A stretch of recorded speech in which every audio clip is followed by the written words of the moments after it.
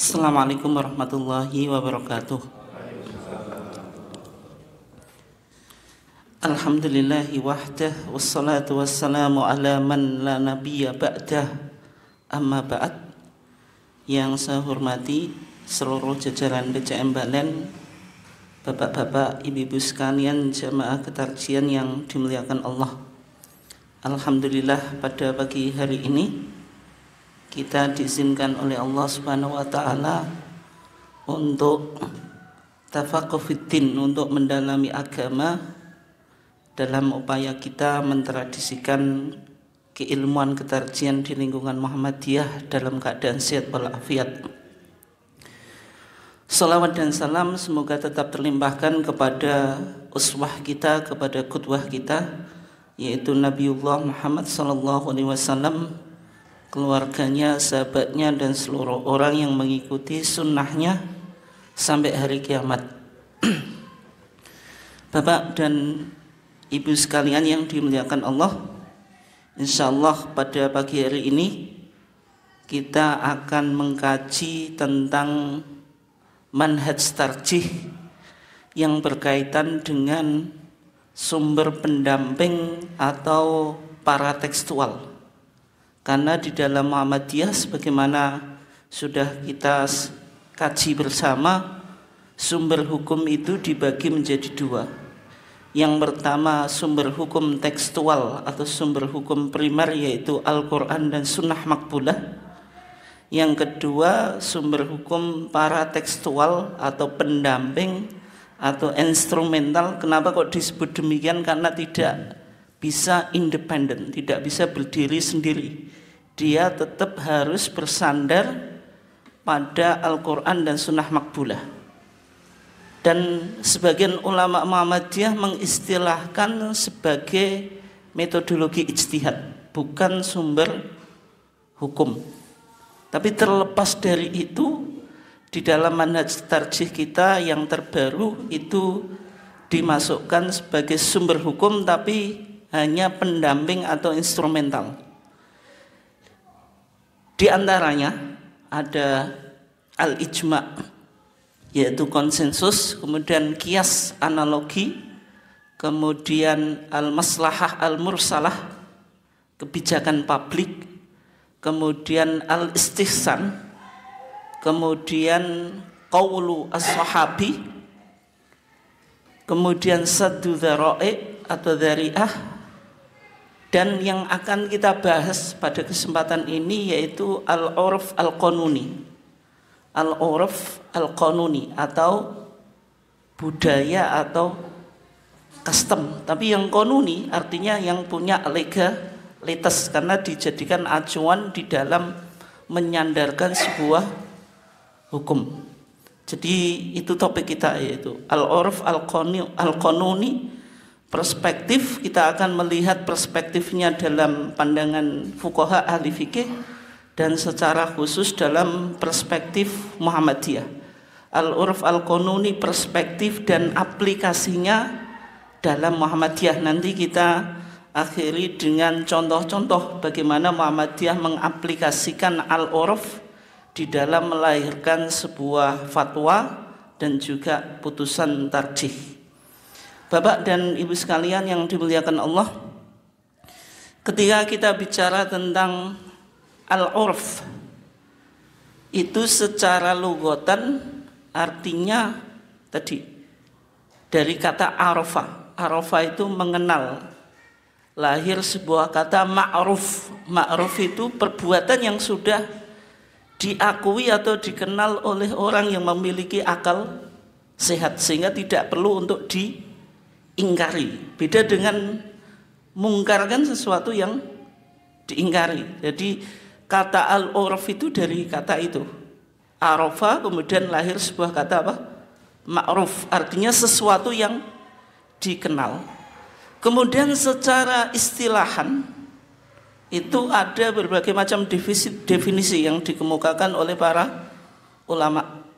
Di antara definisinya yang disebut al-urf itu ma ta'arafa alaihi nasu wasaru alaihi min qaulin aw fi'lin. sesuatu yang sudah dikenal oleh masyarakat dan mereka menjalaninya min qaulin au fi'lin, baik berupa perkataan maupun perbuatan. Jadi sesuatu yang sudah menjadi custom, menjadi adat, menjadi tradisi, menjadi budaya bagi masyarakat. Itu yang disebut apa? Al-urf. Apa ada perbedaan al-urf dengan al-adah itu? Kalau dalam pandangan ahli fikih, Pak, meskipun sebagian ahli fikih memperdebatkan perbedaan antara al-urf wal adah, tapi dalam pandangan jumhur usuliyin atau ahli usul itu menganggap al-urf dengan al-adah. Al-urf al-adah itu jadi adat itu kalau bahasa Indonesia. Itu bimaknan wahidin atau sinonim, artinya maknanya sama. Sehingga kalau dalam istilah fikih, Pak, kalau suatu hukum itu sabitun bil urf atau sabitun bil adah, ditetapkan berdasarkan urf atau adat, itu artinya apa? Sama itu. Meskipun ada sebagian ahli fikih yang membedakan. Nah, dari sini, Pak, muncul klasifikasi apa?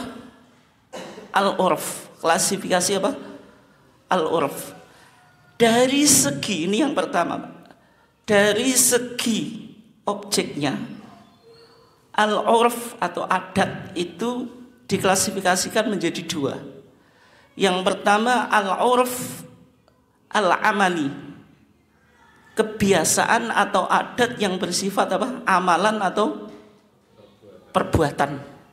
Nah, contohnya apa? Misalnya al-bai' bita'ati. Al-bai' bita'ati itu apa? Jual beli. Dalam rumusan fikih yang klasik, Pak, itu harus ijab dan qabul. Makanya dalam Alfiyah Zubat dalam fikih Syafi'iyah, wa innama yajibu bil ijabi wa qabulihi awis tijabi. Wa innama yasihu, sesungguhnya jual beli itu baru dikatakan sah bil ijabi, harus ada apa? Ijab. Wa bi qabulihi, dan qabul. Misalnya saya menjual itu bagi apa? Al-bai' atau penjual. Al-mustari yang membeli bilang apa, Pak? Qabiltu. Itu namanya ijab dan qabul. Kayak jenengan lakukan ketika apa, Pak? Nikah itu. Itu kan ada ijab dan qabul. Jual beli juga semacam itu. Awis tijabi, atau jenengan meminta penjual untuk apa? Menjual barangnya. Misalnya jenengan ingin suatu barang, misalnya ingin apa, Pak? Ingin apa? Meja. Jual kepadaku meja itu. Itu kan sebenarnya atas permintaan apa? Pembeli. Yang semacam itu dianggap sah. Tapi kalau bai'u ta'ati, Pak, bai'u ta'ati itu karena harganya itu sudah ma'ruf, Pak, sudah diketahui, sehingga kalau jenengan apa, Pak, beli sesuatu itu cukup dikasih uangnya, antara penjual dan pembeli tidak mengucapkan sighah apapun kan gitu, karena harganya sudah diketahui.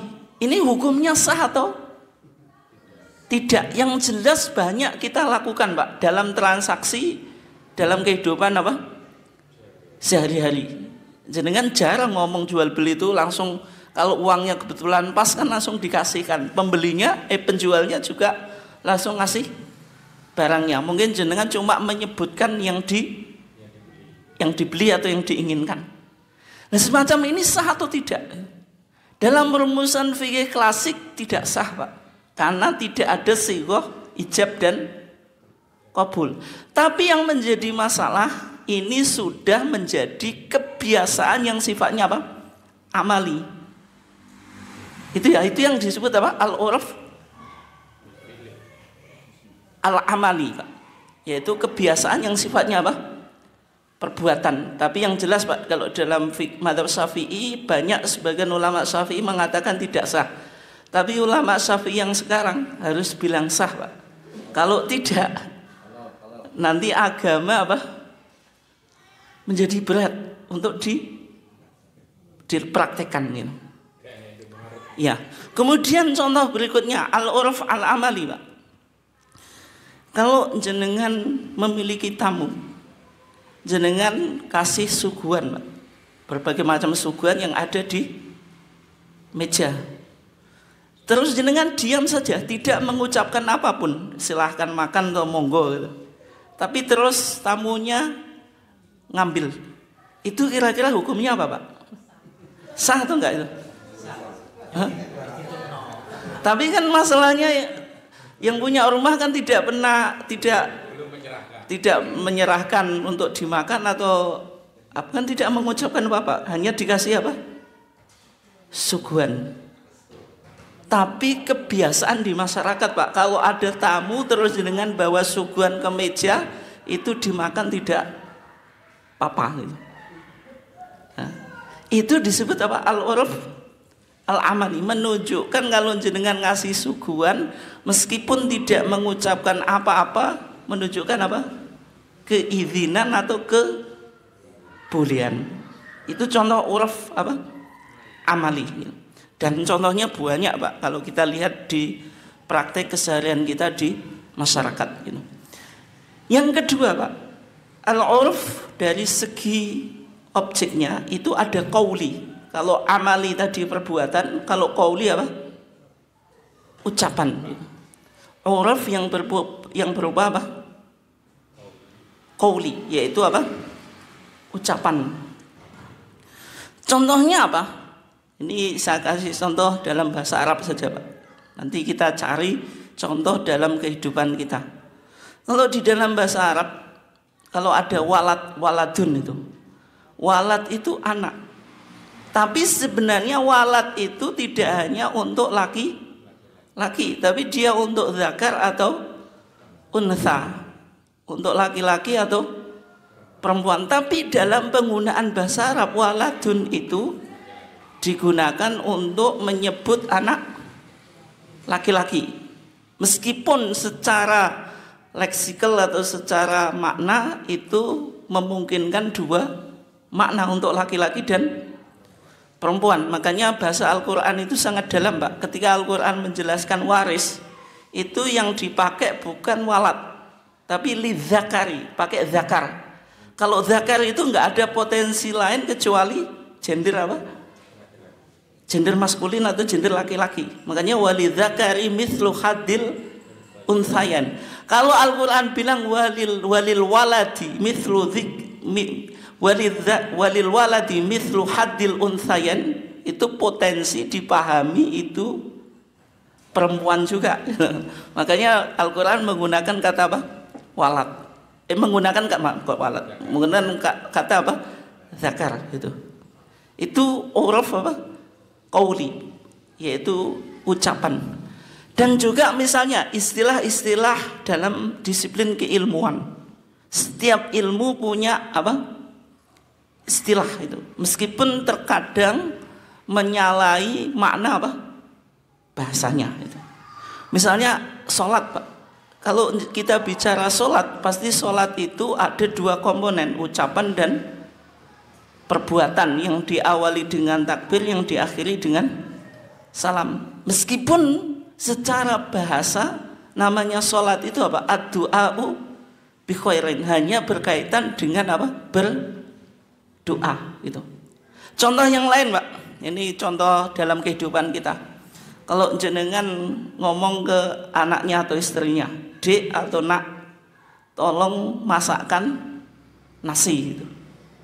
Terus anaknya jenengan, Pak, ambil nasi yang enggak habis tadi malam, kemudian ditaruh di apa, Pak? Magicom atau apa? Rice cooker, Pak, ya, di rice cooker gitu. Kira-kira jenengan marah atau enggak, Pak? Tapi kan omongan jenengan kan nak atau dek apa, silahkan masak nasi. Berarti nasi itu yang sudah jadi, itu dimasak lagi. Tapi uruf qaulinya, Pak, kebiasaan secara verbal atau omongan kita yang disebut masak nasi itu bukan nasi dimasak, tapi masak apa, beras sehingga jadi nasi. Itu contoh uruf qauli. Dan masih banyak contoh yang lain. Itu uruf berdasarkan tadi objeknya terbagi menjadi dua. Ada amali yang sifatnya perbuatan, qauli yang sifatnya ucapan. Kemudian yang kedua, dari segi ruang lingkupnya atau cakupannya, uruf itu juga dibagi menjadi dua. Ada al-urf al-khas, ada al-urf al-am.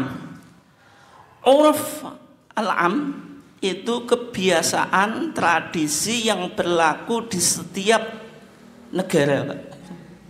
Di setiap negara itu mengakui tradisi ini gitu. Contohnya, kalau jenengan dalam perjalanan itu ingin BAB Pak, itu kan cari WC umum. Cari WC umum itu nanti jenengan ketika sudah masuk WC umum Pak, itu yang dilihat bukan seberapa banyak penggunaan air, bukan seberapa lama jenengan tinggal di WC umumnya, itu kan tidak dilihat jamnya Pak gitu. Atau juga penggunaan airnya. Padahal itu jual beli. Kalau jual beli itu kan harus jelas. Kalau jenengan habisnya 1 liter ya bayarnya sekian. Kalau 2 liter ya sekian, 3 liter sekian. Tapi semuanya pokoknya pipis 2.000 Pak. Dan di semua negara sama Pak gitu. Ya. Itu kan berarti apa Pak? Uruf yang yang umum di semua negara dalam prakteknya semacam itu Pak. Tidak ada yang mengingkari.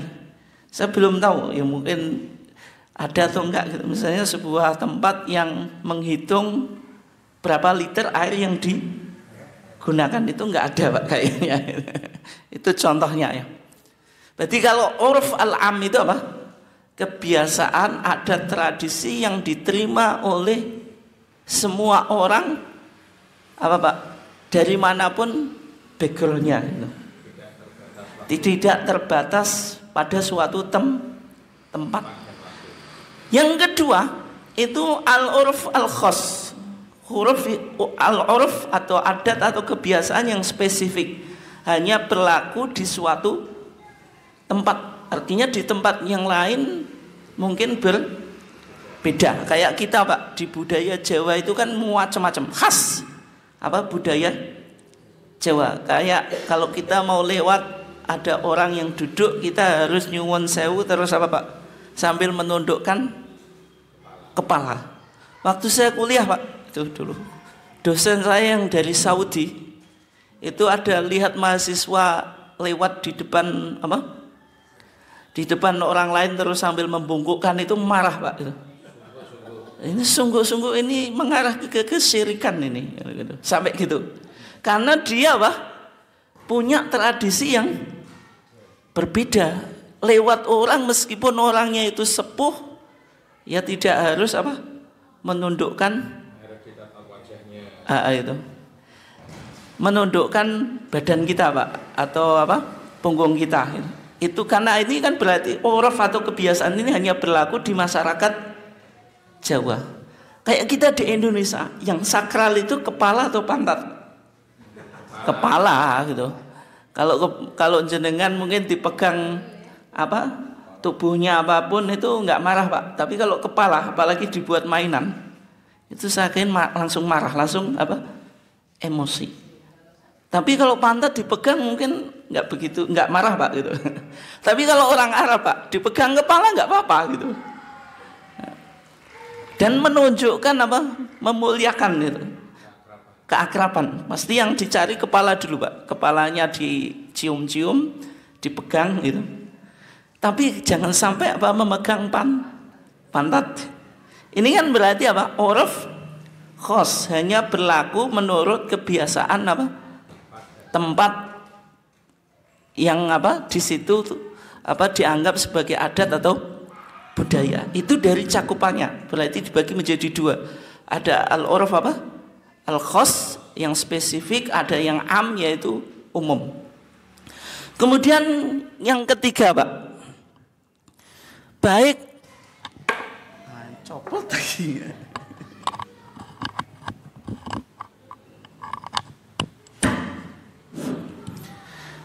Baik uruf yang berdasarkan objeknya tadi, Pak. Ada al-uruf apa? Al-uruf qauli, ada al-uruf amali, dan dari segi cakupannya baik al-uruf al-am maupun khos itu bisa kita lihat lagi dari segi legalitasnya, Pak, menjadi dua. Yang pertama al-uruf as-sahih, yaitu kebiasaan atau adat yang benar. Artinya apa? Yang tidak kontradiksi dengan dalil Al-Quran maupun sunnah itu. Yang tidak kontradiksi dengan dalil Al-Quran maupun apa? Sunnah itu. Contohnya apa? Kalau orang mau nikah itu, biasanya laki-lakinya itu memberikan hadiah kepada calon istrinya. Tapi hadiahnya ini, Pak, biasanya dikasih apa, Pak? Baju, dikasih. Ada yang kalau masyarakat Jawa ya bawa makanan juga, Pak, ya. Apa namanya, Pak? Sasrahan gitu. Judang. Tapi itu kan intinya apa? Itu termasuk mahar atau enggak itu? Bukan, itu. Itu tidak dimasukkan apa? Mahar. Semacam itu diperbolehkan, Pak. Diperbolehkan, tapi tetap mempertimbangkan, Pak, ini memberatkan atau tidak. Meskipun hukum asalnya ya boleh karena sudah menjadi kebiasaan. Tapi kalau sesuatu kebiasaan kemudian ada unsur memberatkan, itu jadi melahirkan hukum yang lain, Pak. Tapi secara substansi itu boleh, tidak bertentangan dengan apa? Syariat itu. Dan maksudnya tadi hadiah yang diberikan kepada suami kepada calon istri, hadiahnya ini tidak dimasukkan apa, Pak? Nilai mahar. Itu disebut al-uruf apa? As-sahih. Kemudian kita misalnya dalam sholat, Pak, kalau kita orang Indonesia itu kan nggak pakai baju jubah atau jalabiah, Pak, orang Arab menyebutnya. Tapi kita pakai baju koko atau baju batik. Padahal baju koko pun itu bukan merupakan tradisi Arab. Nabi tidak pernah sholat pakai baju koko, apalagi baju batik. Tapi yang jelas Nabi itu sholatnya pakai jubah atau jalabiah itu, Pak, sebagaimana layaknya orang Arab. Berarti kan kita punya adat atau tradisi yang berbeda dengan pakaian yang dipakai oleh Nabi atau masyarakat Arab. Nah, uruf ini sahih atau batil itu? Sahih, karena yang penting sholat itu satrul aurah, menutup aurat. Adapun pakaiannya itu dipahami sebagai budaya saja, tidak merupakan syarat sahnya sholat. Sehingga sholat pakai baju batik, baju koko itu al-uruf as-sahih, uruf yang tidak bertentangan dengan syariat. Yang kedua, dari segi legalitasnya ada al-uruf al-fasid atau al-batil, uruf yang rusak atau batil. Artinya uruf yang bertentangan dengan apa? Syariat, dengan Al-Quran dan Sunnah. Contohnya, jual beli yang mengandung unsur apa, Pak? Riba, rentenir. Orang menganakkan uang, Pak, itu. Orang hutang apa? 1 juta kemudian membayar apa? 1.200.000 atau 100. Itu biasa, Pak, di masyarakat. Dan nggak ada yang komplain itu. Itu dianggap wajar-wajar saja. Sebagai kompensasi apa, Pak? Ia meminjamkan uang dalam waktu tertentu. Meskipun ini menjadi kebiasaan masyarakat, tapi dalam perspektif syariat dikategorikan apa, Pak? Riba gitu. Contoh yang lain, Pak, kalau ada orang ngantenan Pak, biasanya malamnya ada apa Pak? Ada kupian Pak. itu seumum Pak ya, rata-rata ya. Kan mumpung dibuat melekan Pak. Apa salah kan itu. Tapi karena judi atau al-maisir itu bertentangan dengan syariat, meskipun ini menjadi kebudayaan masyarakat, ya tetap kebiasaan ini dikategorikan sebagai al-urf apa? Al-batil atau yang fasid.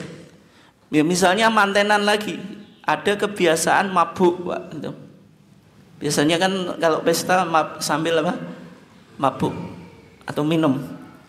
Atau mungkin ada menghadirkan biduan tapi bajunya tidak menutup aurat dan seterusnya. Meskipun itu dianggap sebagai tradisi atau budaya oleh masyarakat dan tidak ada masyarakat yang komplain, tapi kalau bertentangan dengan apa? Syariat atau dalil Al-Qur'an dan Sunnah, maka al-urf itu, kebiasaan atau adat itu disebut apa? Al-urf al-fasid. Jadi tidak bisa dijadikan landasan hukum. Oke, sekarang Pak, yang menjadi pertanyaan, apakah al-urf atau al-adah itu bisa dijadikan hujjah atau sebagai hujjah dalam menetapkan hukum syar'i? Di kalangan para ulama Pak, ada yang memiliki pendapat, ini jumhur ulama, bahwasanya al-urf itu bisa dijadikan landasan di dalam menetapkan hukum syar'i. Alasannya apa? Yang pertama, Allah Subhanahu wa taala berfirman, khudil afwa wa'mur bil ma'ruf. Khudil afwa, khud itu ambillah, al afwa pemaaf. Maksudnya jadilah kamu orang yang pemaaf. Wa'mur, dan perintahkanlah bil ma'ruf, dengan yang baik gitu. Ini dianggap dalil yang menunjukkan bahwasanya al-urf itu bisa dijadikan apa? Hujjah dalam menetapkan hukum syar'i. Terutama wa'mur bil ma'ruf. Wa'mur, dan perintahkanlah kamu bil ma'ruf, kepada sesuatu yang menjadi kebiasaan atau tradisi di masyarakat. Yang kedua, Nabi pernah bersabda, ma ra'ahul muslimuna hasanan fa huwa indallahi hasanun. Sesuatu yang dipandang oleh orang-orang muslim itu sebagai sesuatu yang baik, maka menurut Allah ya baik. Ini dua alasan yang digunakan oleh para ulama untuk menetapkan apa? Uruf sebagai landasan sebuah hukum. Apalagi lahir kaidah fikih apa? Al-adah muhakkamah. Adat itu bisa dijadikan landasan untuk menetapkan apa? Hukum. Atau al-urf al-masyru', apa? Di dalam kaidah dikatakan apa? Al-urf masyru', sesuatu yang disyaratkan atau kebiasaan yang disyaratkan. Maksudnya harus ditaati gitu. Lah dari sini ulama berpandangan bahwasanya al-urf itu bisa dijadikan untuk menetapkan apa? Sebuah landasan sebuah hukum gitu. Tetapi Pak, dalam kajian beberapa ulama usul fikih, sebenarnya al-urf yang menjadi sebuah hukum itu tidak bisa berdiri sendiri. Dia harus tergantung atau apa Pak? Mempertimbangkan dalil-dalil yang lain, yaitu misalnya meskipun berdasarkan ijma, berdasarkan maslahah mursalah, kemudian berdasarkan sadu dzari'ah dan seterusnya. Artinya tidak mungkin muncul sebuah hukum yang didasarkan urf berdiri sendiri Pak, hanya landasannya urf, tidak mungkin. Artinya harus tergantung atau independen pada dalil-dalil yang lain. Misalnya contohnya Pak, kalau kita di Indonesia, kalau berjalan itu milih sebelah kiri atau sebelah kanan? Sebelah kiri. Kalau ada lampu lalu lintas itu apa?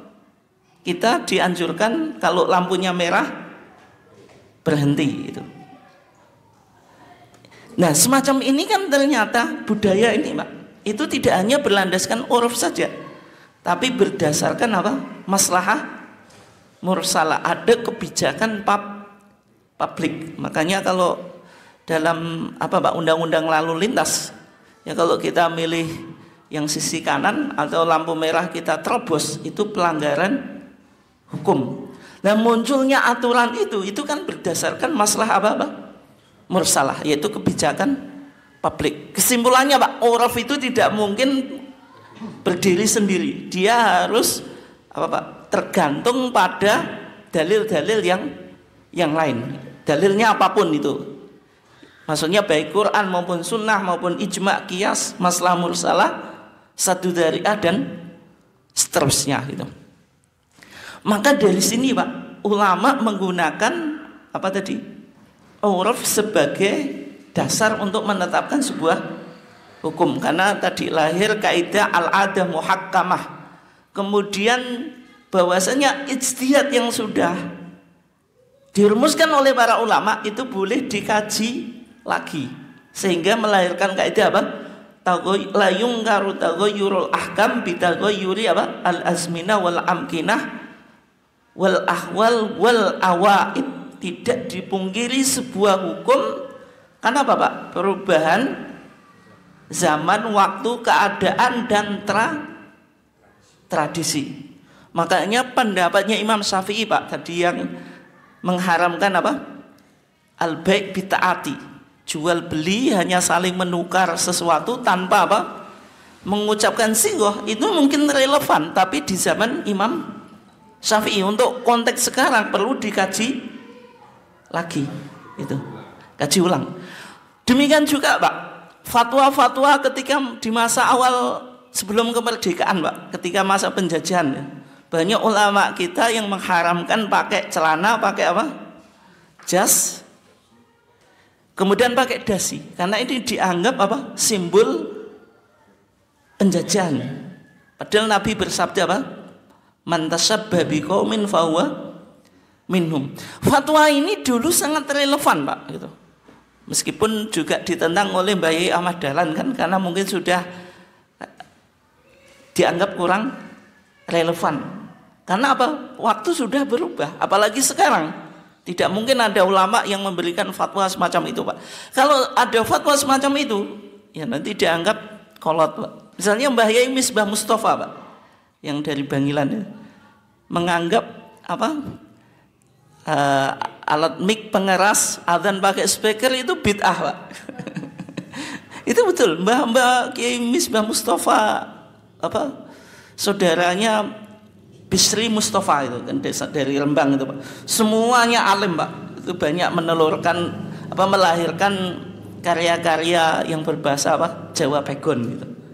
Itu kolot dalam artian berpandangan pengeras itu ya bid'ah itu. Adzan tidak boleh pakai pengeras suara itu. Nah, pandangan Mbah Misbah itu kan lahir karena sebuah situasi di zamannya Pak. Mungkin pengeras suara ketika itu yang memiliki hanya Belanda gitu. Nah, kalau konteks sekarang kan perlu untuk dikaji lagi. Kemudian yang terakhir Pak nih, kita lihat bagaimana pandangan Muhammadiyah terhadap al-urf. Apakah Muhammadiyah menerima urf atau tidak? Dalam manhaj tarjih yang disusun oleh Profesor Samsul Anwar Pak, di bab terakhir itu ada teori perubahan sebuah hukum. Hukum itu bisa berubah. Kenapa kok Muhammadiyah mengakui bolehnya perubahan sebuah hukum?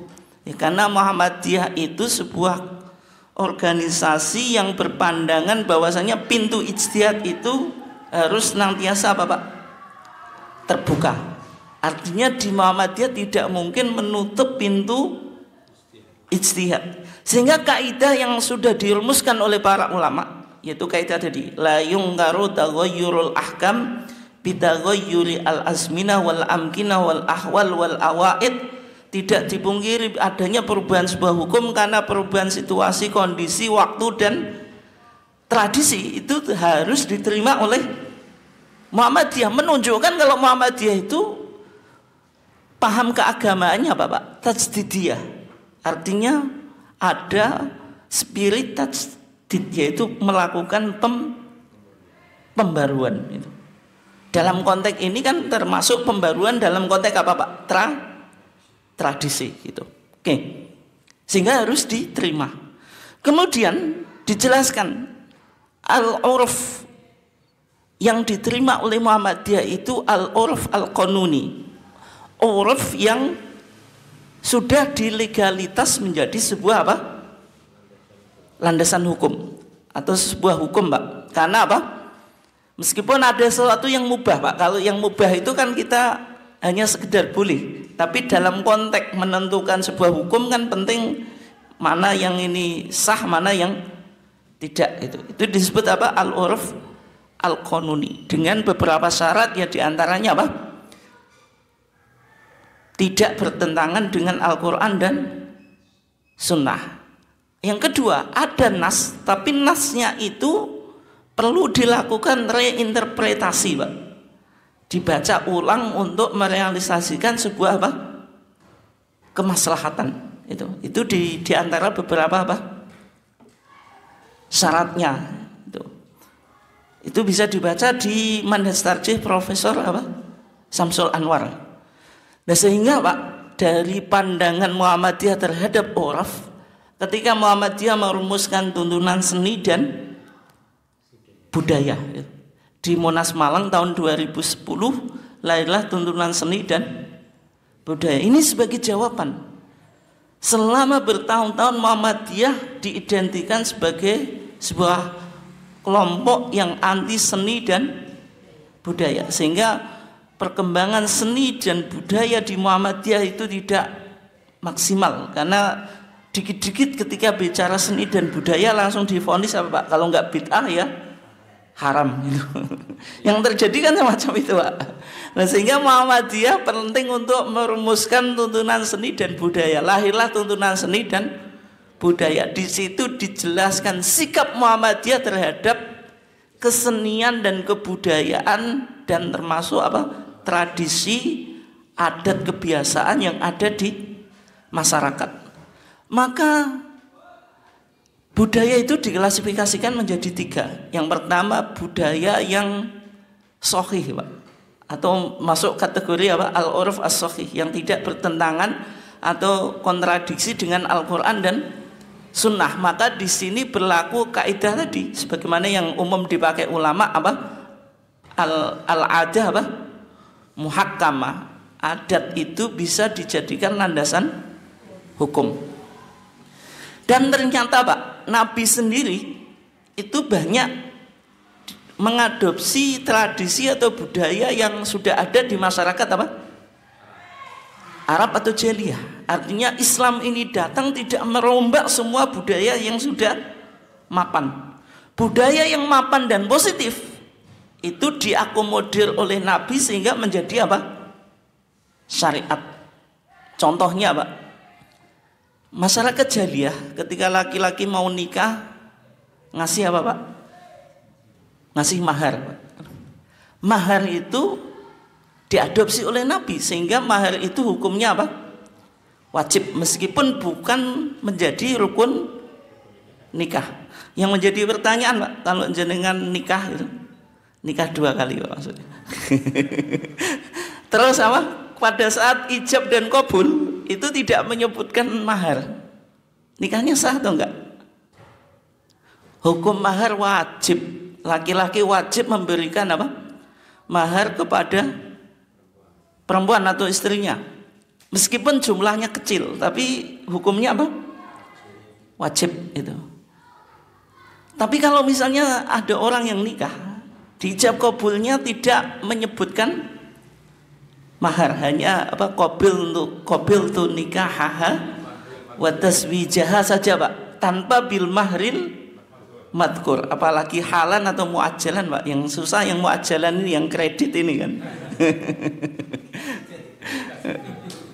Tapi kalau kredit itu Pak, orang perempuannya harus mau digauli oleh suaminya. Karena kalau dia rela muajalan berarti meskipun dikredit dia harus apa? Rela untuk dicampuri oleh suaminya. Tapi nah makanya saya tanya jenengan, kalau ada orang nikah maharnya tidak disebutkan pada saat akad, sah atau enggak? Sah atau enggak Pak? Jawabannya sah Pak. Jawabannya apa? Sah. Meskipun tidak disebutkan pada saat akad, meskipun belum ditentukan jumlah maharnya gitu. Makanya dalam Alfiyah Zubat dalam fikih Syafi'i Pak, walau lam tusamma soha akdun, seandainya mahar itu tidak disebutkan pada saat akad, itu akadnya tetap sah. Menyebutkan mahar pada saat akad itu hanya sunnah, tapi membayar mahar hukumnya wajib. Tapi yang menjadi masalah Pak, kalau tadi belum menyebutkan maharnya, meskipun perempuan boleh Pak tidak mau digauli sampai laki-laki apa? Membayar maharnya Pak. Itu kalau tidak disebutkan apa? Maharnya. Tapi kalau laki-lakinya sejak awal ngeredit Pak, itu dibayar tidak tunai, berarti perempuannya ya harus siap digauli karena dia ridho. Tapi kalau misalnya dia nikah tanpa menyebutkan apa? Maharnya, wanita itu boleh menahan dirinya, maksudnya tidak mau digauli sampai laki-lakinya apa? Membayar maharnya, meskipun belum ditentukan jumlahnya. Makanya dalam Alfiyah Zubat wa habsuha li nafsiha wifaqaha kama taroha qabadhat apa? Nafsaha. Sebagaimana dalam transaksi juga semacam itu Pak. Kalau tukang jahit, meskipun kainnya itu kain jenengan Pak, kalau jenengan belum bayar, maka kain itu boleh tidak dikasihkan jenengan. Padahal kan kainnya kain jenengan. Tapi tukang jahit itu berhak untuk tidak ngasih kain yang dijahit itu jadi baju atau celana sampai jenengan ngasih apa Pak? Ngasih upah. Berarti perempuan kok kayak jual beli Pak. Nggak dalam Islam. Ya, kembali ke tadi Pak, itu kalau tidak disebutkan apa? Maharnya. Tapi kalau misalnya wanita merelakan dirinya Pak, tapi umumnya wanita merelakan Pak, itu kan fikih itu terlalu kaku Pak. Umumnya ya pasti meskipun jenengan belum bayar mahar tetap ya mau untuk digauli. Kalau nikahnya sama-sama suka lah Pak, kecuali kalau terpaksa ya. Nah kalau jenengan sudah gauli, itu jenengan wajib ngasih mahar, padahal maharnya belum ditentukan, belum disebutkan nominalnya. Atau istrinya, atau misalnya apa? Istrinya meninggal, laki-laki tetap ngasih mahar tapi kepada apa? Walinya gitu. Nah sekarang besarnya mahar itu cara menentukannya bagaimana Pak? Enggak, besar maharnya itu loh. Tadi kan laki-laki sudah apa?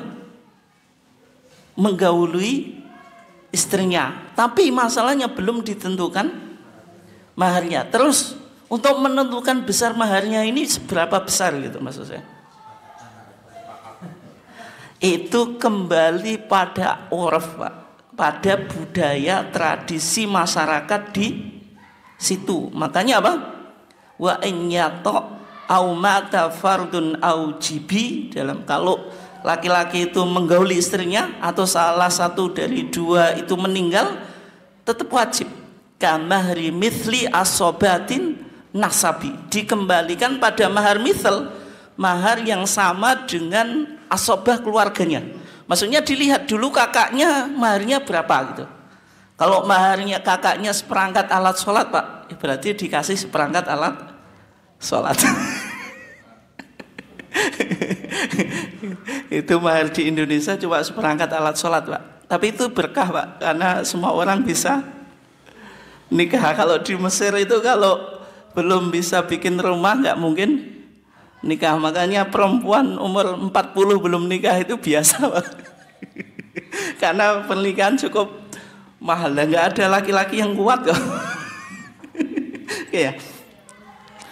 Itu contoh mahar diadopsi oleh Nabi, artinya diakomodir oleh Nabi kemudian menjadi apa, Pak? Syariat gitu. Contoh berikutnya, laki-laki di masa jahiliyah itu berkewajiban memberi nafkah. Ketika Islam datang sama, tapi besar nafkah yang diberikan oleh suami kepada istri itu berapa, Pak? Berapa besarnya? Itu macam-macam, Pak, itu variasi. Sehari ada yang ngasih sekian-sekian itu, dan semuanya itu dikembalikan pada adat itu.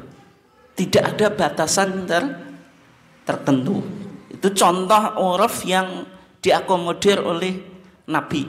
Kemudian berikutnya, uruf yang awalnya bertentangan dengan syariat lalu dilakukan islamisasi, dibenarkan gitu. Berarti dari al-urf fasid menjadi al-urf apa? As-sahih gitu. Contohnya budaya melantunkan syair, Pak. Di masyarakat jahiliyah itu biasa. Masyarakat jahiliyah melantunkan syair karena bangsa Arab itu terkenal dengan apa, Pak? Fasahahnya, kefasihan apa? Lesannya. Tapi syair dulu itu digunakan untuk menyanjung berhala mereka. Ketika Islam datang, syair itu dirubah dari untuk menyanjung berhala menjadi apa? Menyanjung Allah. Berikutnya misalnya apa? Ruqyah. Ruqyah itu budaya suwuk, Pak. Bangsa jahiliyah biasa nyuwuk gitu. Ketika datang Islam, para sahabat ingin tahu, Pak, penasaran hukum nyuwuk itu bagaimana, sehingga datang kepada Nabi, ya Rasulullah, bagaimana hukum ruqyah? Maka Nabi menjawab apa? La ba'sa bi ruqa ma lam takun apa?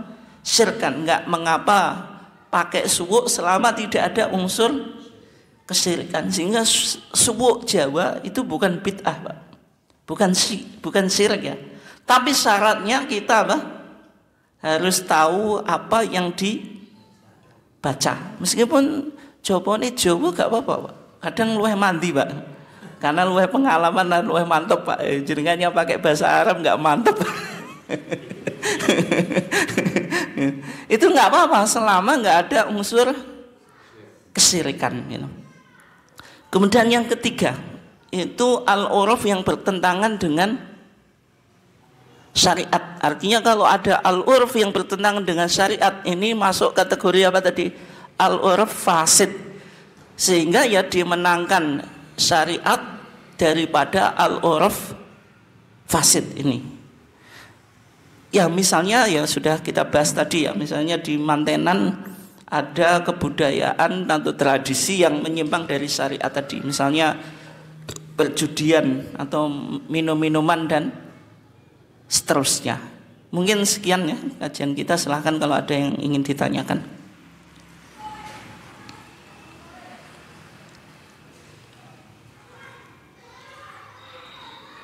Nggak ada ya?